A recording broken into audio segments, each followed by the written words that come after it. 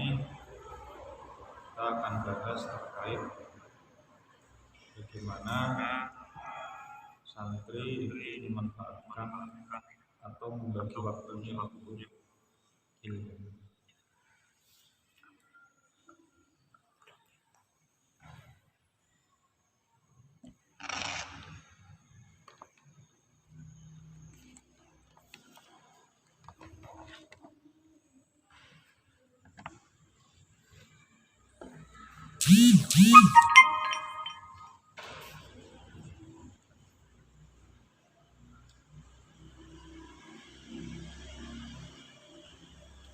Bismillahirrahmanirrahim. Faslun fi waqti tahsili. Ai hadza faslun fi waqti tahsili. Bismillahirrahmanirrahim. Utawi iki iku fasal fi waqti tahsili ing dalam waktu ngasilake ilmu. Qila dihentikaake apa namanya yang lahat. Dakhala manji sapa Al-Hasanu sapa Imam Hasan bin Ziyad rahimahullahu taala melasi hu ing Hasan bin Ziyad sapa Allah taala tafaquri. Sebentar redaksinya kayaknya kurang.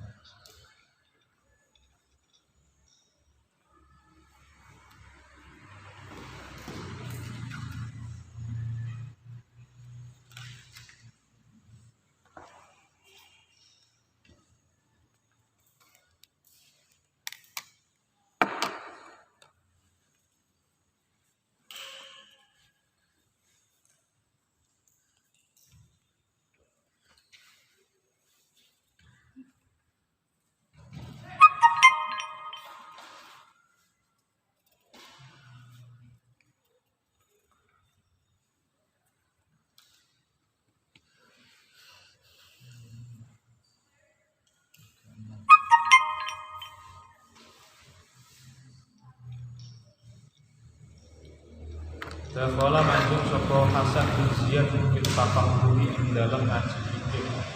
Wa huwa halil Hasan bin Ziyad iku ini samani sanatan iku anak usia 80 sanatan apane taun. Walam yakut lan ora tahu sapa Hasan bin Ziyad alal firasy ing atase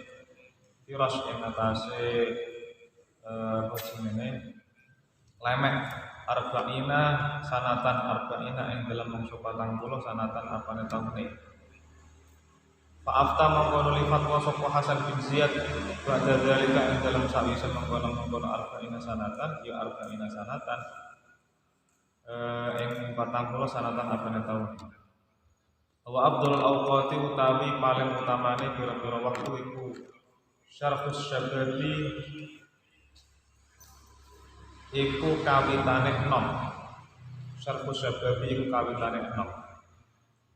Wa waqtus sahuri lan waktune sahur. Wa bainal isya'aini lan ing dalam antarané isya loro rupane maghrib lan isya.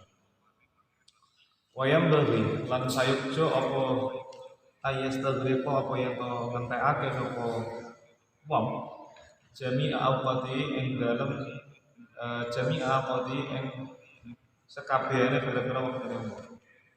Fa idza malla mongko ing dalem nalikane bosan sapa wong an ilmin saking ilmu yastawilu mongko apa jenenge ketungkol sapa wong bi ilmin kelawan ilmu akhara kang liya.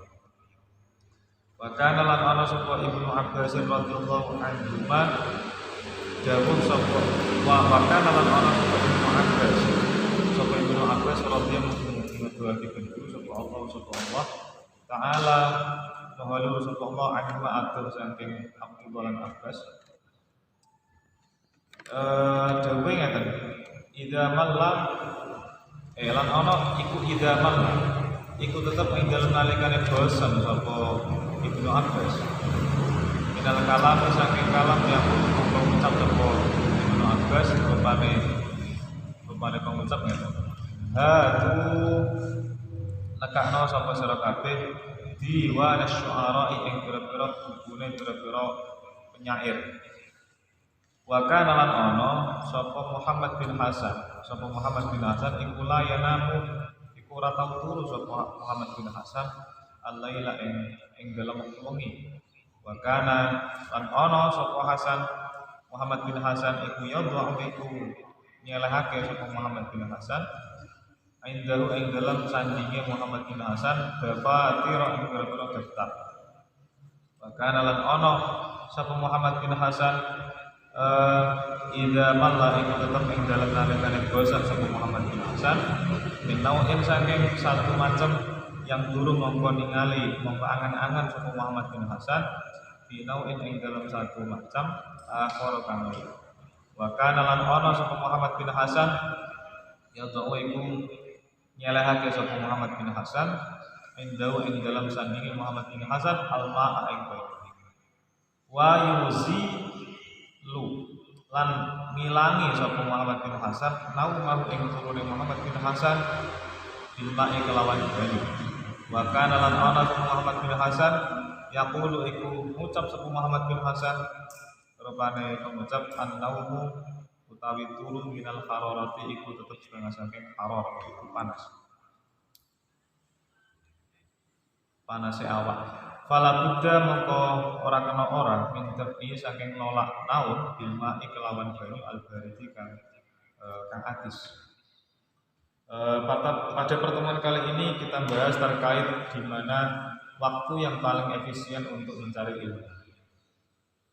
Menurut Syekh Zarnuji di dalam Ta'limul Muta'allimnya dikatakan bahwasanya waktu belajar itu tak terbatas, yaitu minal mahdi dari ayunan ilal lahdi sampai liang lahat. Jadi ngaji itu enggak terbatas sama usia.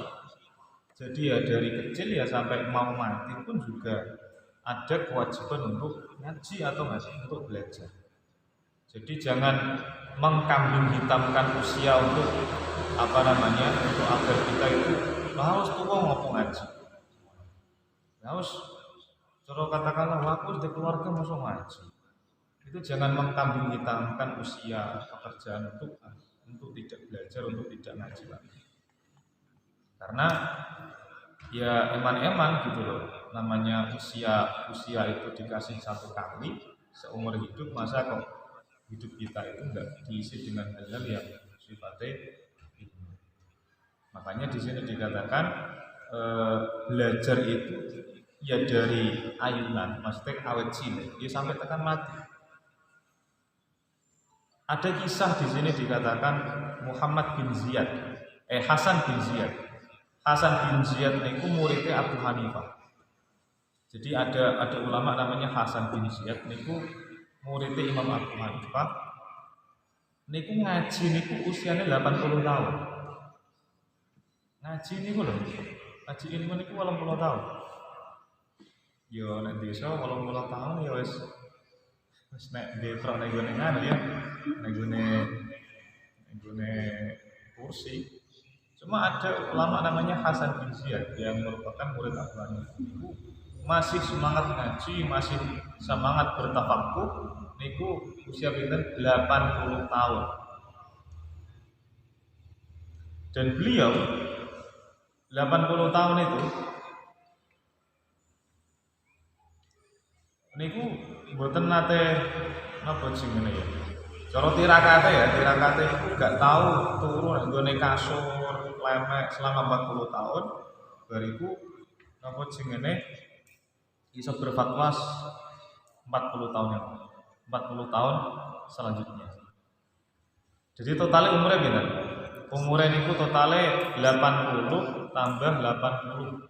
Berarti pinten? 160. Jadi awal ngaji niku usia 80. Tirakatan 40 tahun. Berarti tambah 80 tambah 40 kan 120.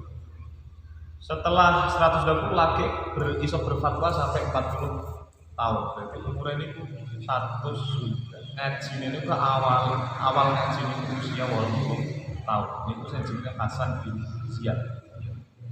Ngaji usia 80, tirakate gak tahu nek gone lemek selama 40 tahun. setelah tirakatan itu bisa berfatwa.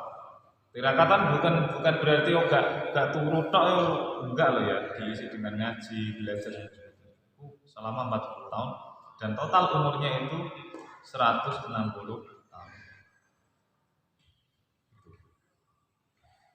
Jadi dari kisah ini itu kita bisa mengambil kesimpulan bahwasanya ulama sesepuh itu saja itu wajib ngaji. Apalagi kita yang baru usia yang di bawah 30 kan, itu ya harus masih tetap ngaji gitu. Kalau enggak gimana nanti generasi selanjutnya? Ya benar, maksudnya generasi semakin tahun itu semakin menurun, tapi setidaknya kalau kita mau berusaha untuk menjadi yang lebih baik, insya Allah generasi selanjutnya bisa diperbaiki. Jadi memang dikatakan bahwasanya mencari ilmu yang terbaik, waktu yang paling baik itu adalah di mana ia masih hidup. Dikatakan wa afdhalul awqati syarfus syabab. Jadi paling afdol, paling utama-utamane golek ilmu niku nggih pas wayah isih enom. Jadi mumpung kita masih muda ya dihabiskan untuk belajar, untuk mencari ilmu. Terus waktu sahuri wa bainal isyaini, dan waktu yang paling utama untuk belajar, mutola'ah, ngaji dan sebagainya itu adalah waktu sahur. Waktu sahur. Kenapa waktu sahur? Karena di saat-saat itu otak itu masih fresh, durung apa jenenge, durung kecampuran apa-apa. Tapi yang nggak tahu ya, itu ini kan era dulu, era sekarang itu melek wae golekane. Jadi gimana nggak tahu ya. Dulu mungkin waktu sahur itu adalah waktu terbaik karena saat itu otak belum apa ya, belum digunakan untuk apa-apa. Makanya digunakan untuk ilmu gitu. Kalau sekarang kan melek gegap HP. Terus waktu di antara dua isya, yaitu antara maghrib dan isya. Jadi waktu setelah maghrib itu diusahakan dibuat untuk hal-hal yang bermanfaat, boleh ngaji, boleh ilmu, boleh belajar, boleh deres dan sebagainya. Pokoknya waktu terbaik itu ya antara maghrib dan isya. Antara maghrib dan isya. Ojo malah bareng isya malah delok TV yo, malah piye ya. Ya malah enggak masuk. Terus kemudian kata Syekh Zarnuji niku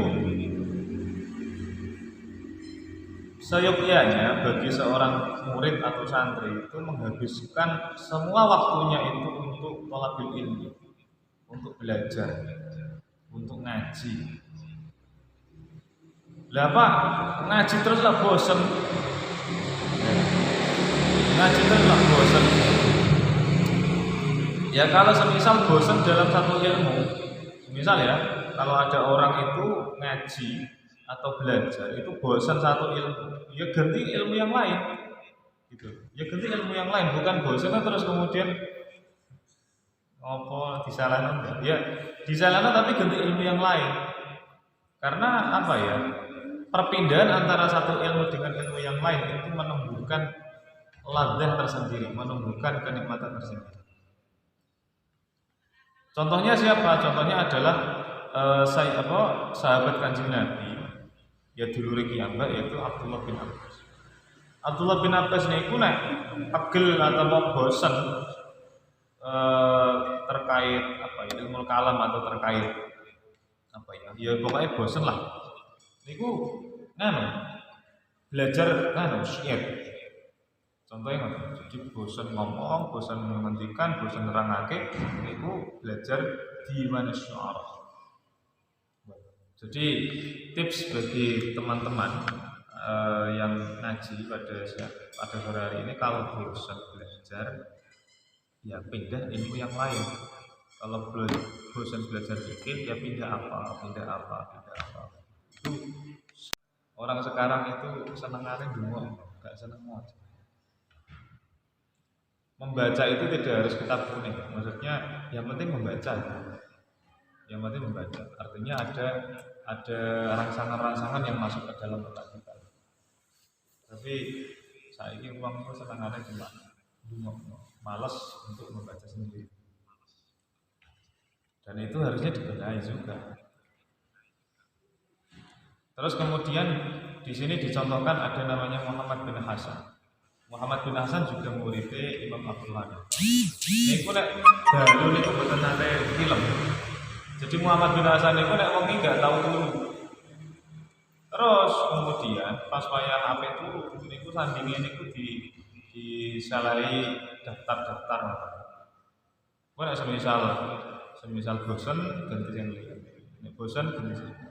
Kemudian di sampingnya Muhammad bin Hasan itu nggih menaruh air ben sekiranya nek ngantuk iso dilebur. Demi pengen iso belajar, demi iso tolak beliau. Karena nek dawuh beliau turu itu termasuk panasnya awak. Turu itu termasuk panasnya awak. Dan panas kan harusnya dipadamkan menggunakan air yang kesimpulannya adalah pertama dari ngaji ini adalah kesimpulan yang pertama adalah mencari ilmu itu tidak terbatas oleh usia. Jadi jangan kambing hitamkan usia kita untuk tidak mencari ilmu. Itu kesimpulan pertama. Kesimpulan kedua, waktu yang terbaik mencari ilmu itu ya saat masih muda. Di dalam bahasa Arab orang itu dikatakan masih muda itu di bawah 40 tahun. Jadi usia 30, 31, 32 itu nek cara bahasa Arab niku tasih dikatakan sebagai syabab atau dikatakan masih. Nanti kalau 40 ke atas namanya syekh atau sudah tua. Tapi kalau masih 40 ke bawah, mulai dari 39 sampai ke bawah itu dikatakan sebagai syabab. Terus selanjutnya waktu yang terbaik untuk mencari ilmu adalah waktu sahur dan antara dua isya, yaitu antara maghrib dan isya.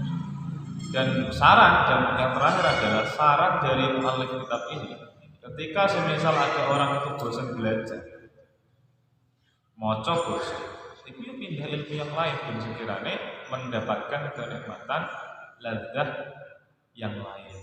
Jadi nek bosan sinau ganti ilmu sing liya enggak bosan seperti itu. Ojo kok malah jenenge enggak belajar sama sekali. Saya sering mengatakan di berbagai tempat ya, bahwasanya lembaga sekolah apapun itu nggak ada yang mengajarkan hal yang tidak baik. Cuma kadang banding-banding sekolah ini luar dia daripada dia.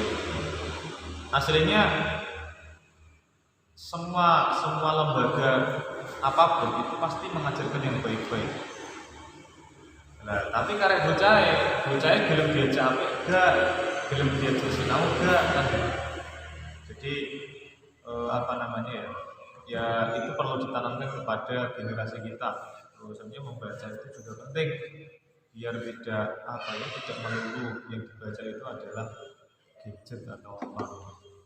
Karena beda moco PDF kali moco kertas langsung itu beda, tetap rasanya beda. Dan daya serapnya juga beda. Mungkin itu sih yang bisa saya sampaikan.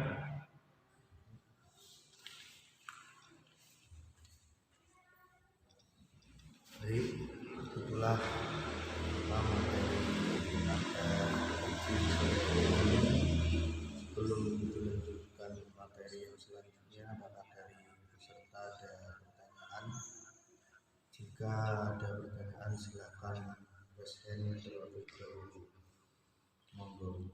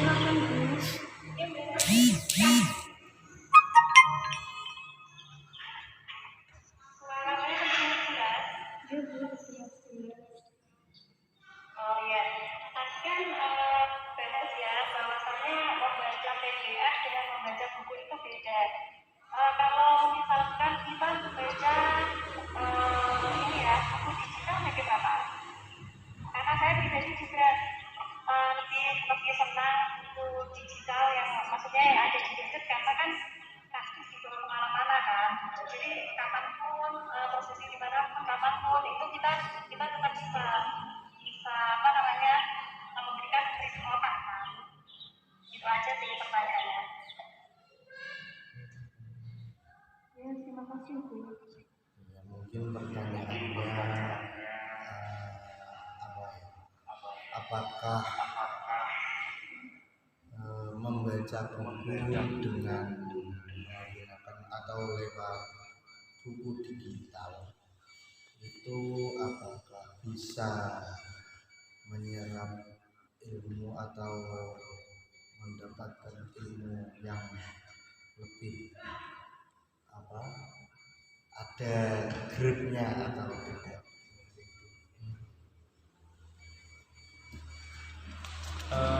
Gini ya, ini bolak-balik entah itu teman-teman setuju atau tidak. Menurut pendapat saya pribadi, membaca buku, kitab secara langsung, buku langsung maksudnya, itu saya kira daya serapnya itu lebih tinggi daripada membaca dari PDF atau yang digital. Bisa diangan-angan sendiri. Mungkin membantu dalam segi pengajaran, bisa dibawa kemana-mana. Oke. Tapi kalau untuk membaca satu halaman sampai hatam, coba betahdi coba. Karena yang namanya membaca lewat buku langsung itu kan radiasinya enggak ada. Pertama, radiasi mata enggak ada. Artinya mata itu tidak terkesan capek ketika melihat. Itu yang pertama. Saya bukan pakar kedokteran enggak ya. Cuma angan-angan saya membaca kalau lewat digital itu kan pasti ada yang namanya radiasi atau pancaran cahaya. Tapi kalau baca buku yang langsung itu kan tidak ada, makanya itu mata itu lebih nyaman kalau itu yang dibaca adalah yang buku langsung atau kitab langsung daripada yang kekuatan jam-jaman baca itu lebih kuat yang langsung menurut saya. Entah coba kalau ada yang mempraktekkan baca buku itu dari halaman 1 sampai hatam itu lewat PDF. Kalau saya sendiri nggak kuat. Karena entah itu gimana ya. Ya, fungsi dari buku-buku yang sifatnya itu digital itu saya kira fungsinya hanya sebagai pembantu, bukan primer. Pembantu dalam artian ketika di luar ada bawa buku yang asli atau semisal ngerjain tugas dan sebagainya, dapat anal buku, gawe duit dan sebagainya, itu mungkin membantu. Tapi kalau untuk menekuni atau untuk cara katakanlah pengen ke wacan-wacanan secara pengen tenanan ya, saya kira ya dari langsung gitu. Tapi terserah ya, maksudnya ini pengalaman saya pribadi dan teman-teman itu bisa setuju bisa enggak, tapi kalau menurut saya pribadi ya daya serapnya buku atau kitab yang kertas itu lebih tinggi daripada yang yang digital. Adapun digital itu saya tidak mengatakan itu tidak manfaat atau tidak bagaimana, tapi mungkin itu sifatnya hanya pembantu. Artinya ketika kita tidak bisa menghasilkan yang aslinya, ya itu bisa menjadi opsi kedua untuk kita mengajar, untuk referensi, untuk tapi cobalah di tajribah sendiri, dicoba-coba sendiri. Kode-kode mocone tapi siji moco PDF, siji moco sing asli. Niku enak nanti, cepet eling nanti, terus kuat-kuatannya kuat moco sendiri. Itu saya kembalikan ke diri masing-masing. Kalau pribadi saya seperti itu. Oke, mungkin seperti itu paparan dari Bapak narasumber ngaji pada sore hari ini, bahwasannya membaca buku lewat digital itu lebih baik membaca dari bukunya langsung, karena ya ditinjau dari segi kesehatannya itu untuk kalau kita berlama-lama membaca buku atau melihat gadget, melihat HP terlalu lama, ada efek tersendiri bagi kesehatan kita, seperti itu. Dan untuk cepat ingat dan sebagainya itu lebih cepat ingat membaca buku yang asli daripada membaca buku yang secara digital. Dan mungkin untuk membaca buku digital itu tidak kebutuhan secara primer, hanya untuk sekedar alat pembantu jika kita misal sedang mengajar tidak membawa kitab yang asli atau yang sebagainya seperti itu. Dan tambahan ya, untuk membaca sendiri pun juga nek mocone carane salah pun juga bisa berpengaruh kepada mata. Misal moco tapi karo turun. Moco karo turun itu kan bisa mengakibatkan mata itu min. Terus yang kedua, moco tapi di remang-remang, nggak ada cahaya yang begitu baik, itu juga bisa mengakibatkan mata itu bisa. Jadi moco buku asli lah tapi kok caranya itu salah, moco dengan turun terus dengan remang-remang itu juga bisa mengakibatkan mata itu juga sehat. Jadi belajar yang baik gimana ya aja karo turun ya aja karo cahaya yang kurang baik. Itu mungkin sedikit tambahan dari Pak Imamku. Silahkan dari teman-teman kalau ada lagi pertanyaan, jika tidak bisa dilanjutkan untuk materi selanjutnya. Semoga.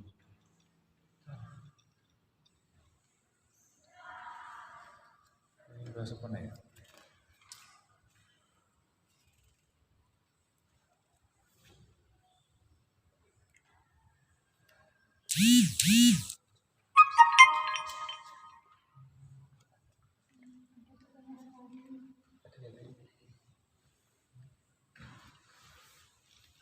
Silahkan kalau ada yang bertanya, semoga.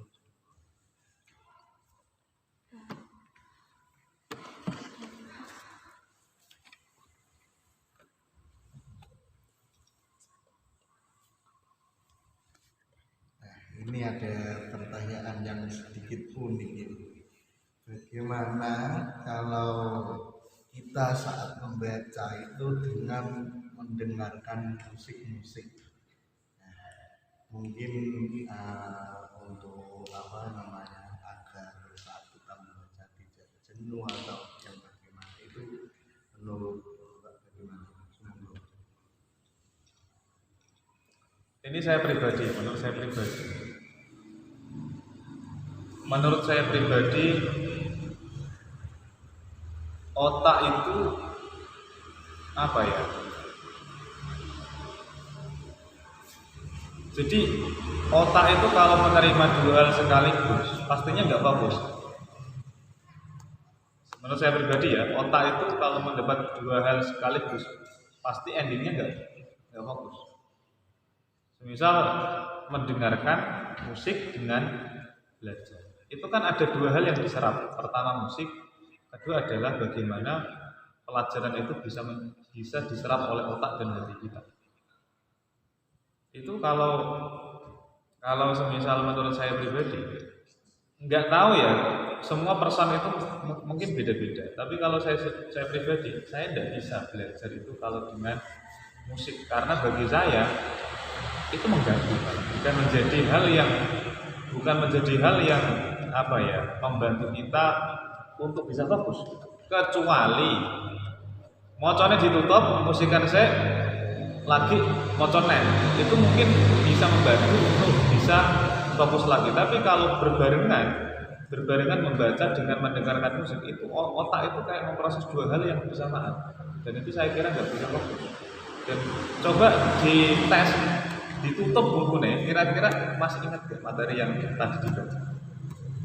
Tapi saya kembalikan itu ke diri masing-masing, kira-kira bisa fokus apa tidak? Kalau saya tidak bisa, kecuali kalau semisal musik itu hanya sebagai penghibur, bukunya ditutup, musikan saya, baru itu lagi senang. Tapi dalam kondisi yang tidak ramai atau tidak itu baru bisa kita itu bisa fokus, bisa menyerap ilmu dengan baik, seperti itu.